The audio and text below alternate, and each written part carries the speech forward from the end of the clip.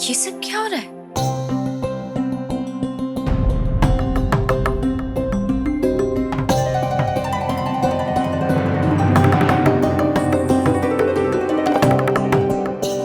दीदी कहाँ चली गई थी आप? ये सब क्या है? चलो मेरे साथ जल्दी।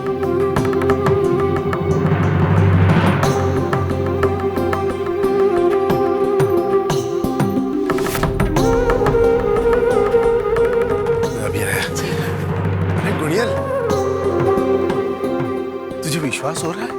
किसका? आखिर वो दिन आ ही गया। हमारी कुमुद का ब्याह पक्का हो रहा है। हम सरस को शगुन देके अपना दामाद बनाएंगे।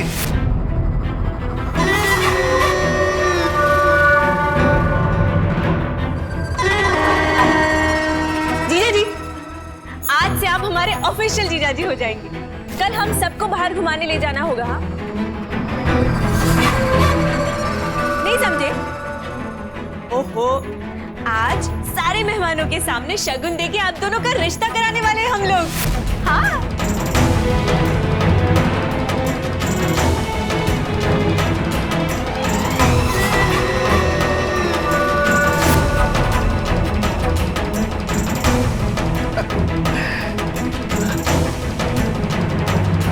क्यों सरस, कैसा लगा हमारा नहले पे दहला? अरे यहाँ अचानक आकर हमें चौंका दिया था, याद है? तो ये रहा हमारा नहले पे दहला। वैसे ये सारी साजिश तुम्हारी माँ की थी। ऐसी साजिश जो हमें बहुत पसंद आई। मुझे अच्छी तरह से पता है कि मेरे बेटे के लिए सबसे अच्छा सरप्राइज क्या हो सकता है। क्यों सरस?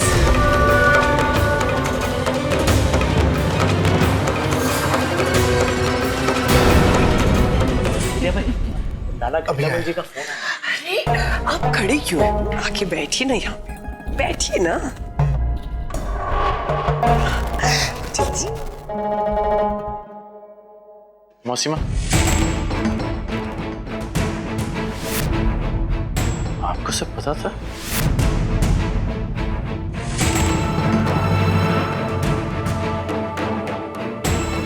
मौसीमा, अगर आप ये सब जानती थी तो आपने ये सब होने से रोका क्यों नहीं?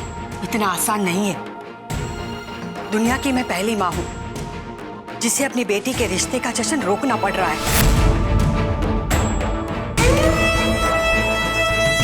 मेरी वजह से। रियली सॉरी मौसीमा। माफी मांगने का मतलब तभी होगा जब अपनी असली जिम्मेदारियां समझोगे तुम। और अगर शादी ब्याह को तुम खेल नहीं समझते तो कुमुद को चिट्ठी नहीं लिखते, अपने माँ बापू से सब कुछ कहते। और कुमुद अपना अहंकार इतना बड़ा नहीं रखती तो ये बात कब की खत्म हो चुकी होती। पर आज तुम दोनों के कारण ये पूरा घर इसकी बहुत बड़ी कीमत चुकाएगा।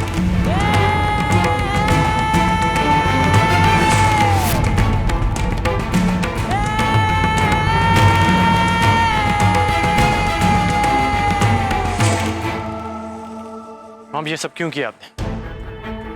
क्या? आपको पता था कि मैं कुमुद को चिट्ठी लिखकर मना कर चुका। फिर ये फंक्शन का आइडिया क्यों दिया आपने? सरस, मैं जब से यहाँ आई हूँ तुम्हारे और कुमुद के बीच में जिस तरह का खिंचाव देखा है मैंने, मुझे लगा कि एक बार आप मुझसे पूछ तो लेती। कल इस बारे में मैंने तुमसे पूछा भी था और तुमने कोई जवाब नहीं दिया। और फिर कुमुद के बारे में तुम इतनी इम्प्रेस होके बात कर रहे थे, इसे मैं तुम्हारी हाँ नहीं तो और क्या समझूं सरस। मुझे बहुत खुशी थी अपने बेटे के रिश्ते के लिए। ये खुशी मैं मनाना चाहती थी। मुझे लगा कि तुम्हारा मन बदल गया है। मेरा मन नहीं बदला है, बल्कि मैं सबको बताने वाला था मेरा डिसीजन क्या है। ओह नो, ये मैंने क्या कर दिया? मेरी तरह वो लोग भी कितने खुश थे आज के फंक्शन के लिए। सब तैयारियां हो चुकी हैं, मेहमान आने लगे हैं और तुम शादी ही नहीं करना चाहते। ठीक है, तुम टेंशन मत लो, मैं सबको समझा दूंगी। नहीं, जिसे जो समझाना होगा मैं समझा दूंगा। प्लीज आप कुछ मत करिए आप। सरस, कुछ भी करने से पहले ये याद रखना कि तुम्हारे डैड और विद्या भाई साहब की दोस्ती तुम्हारे डैड के लिए हम सबसे बढ़ता है।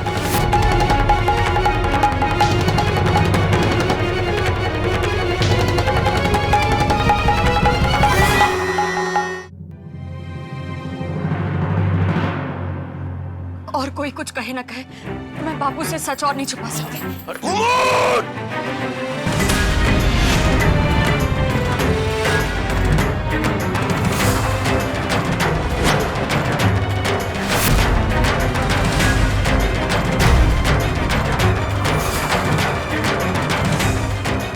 ये सब आपने बताया विद्या काका को, पर क्यों?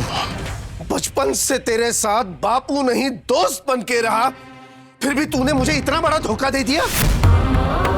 क्यों छुपाई तूने ये बात, और कैसे छुपा पाई तू? नहीं नहीं बाबू, मैं आपसे कुछ नहीं छुपाना चाहती थी बाबू, पर आपको कभी कुछ बताने का मौका ही नहीं मिला। जी काका, इसमें कुमुद की कोई गलती नहीं है। मैं भी आपको आते ही बताने वाला था कि... लेकिन नहीं बताया। तुझसे ये उम्मीद नहीं थी सरस। ये तो मेरा अपना खून है। एक बेटी को अपने बाप से सच कहने के लिए मौका ढूंढना पड़ता है क्या?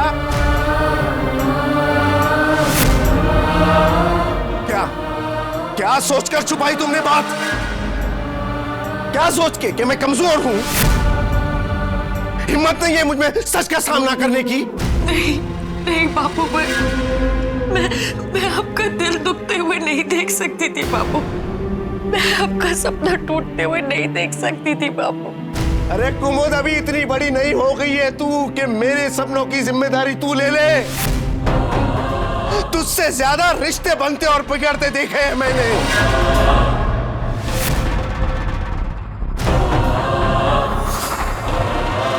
कमजोर समय पर तुझे सहारा देने की जिम्मेदारी मेरी थी। आज ये अधिकार भी तूने मुझसे छीन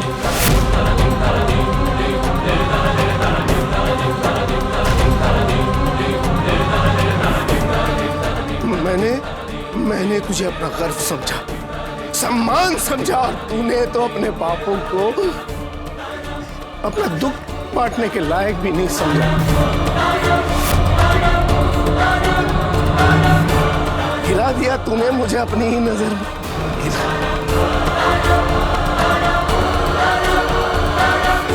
ऐसा मत कहिए कुमुद के बापू। जब भी आपको बताने की कोशिश की, हालात ही कुछ ऐसे हो गए।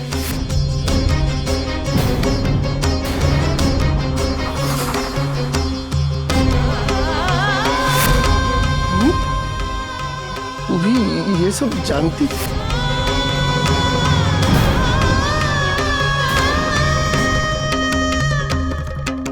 तो इसको क्यों दोष दूं? मेरी अपनी पत्नी, इसकी माँ इसे मुझसे बातें छुपाने में मदद कर रही है, इसका साथ दे रही है। अरे गुनियल, इतना कुछ हो गया हमारे बच्चे के साथ और तूने मुझे खबर तक लगने नहीं दी। कैसी गृहस्थी निभा रही है तू? हे भगवान, हे भगवान, जिस पर मैं जी रहा था मैं, ना मेरी पत्नी को मुझ पर विश्वास है और ना ही मेरी गोद में पली बड़ी मेरी बेटी को।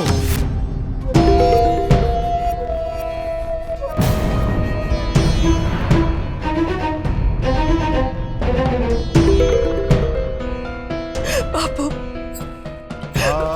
बाबू आपके ऊपर सबसे ज्यादा विश्वास है मुझे। मुझे माफ कर दीजिए बाबू, पर मैं आपको ऐसे नहीं देख सकती। मुझे देखना होगा, देखना होगा, क्योंकि यही सच है कुमुद।